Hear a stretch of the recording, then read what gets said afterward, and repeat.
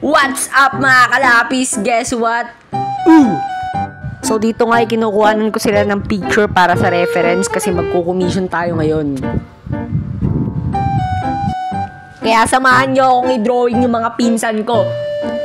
So gumamit ako ng Pixar dyan para madaling mag-grid.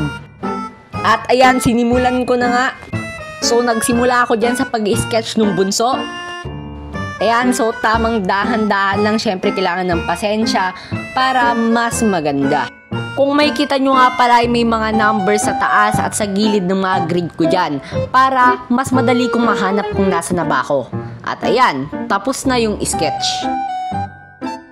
At dito naman ay nagsimula na akong magkulay at syempre lagi naman ako nagsisimula sa skin tone. Sa paggawa nga pala ng skin tone ay madali lang naman to.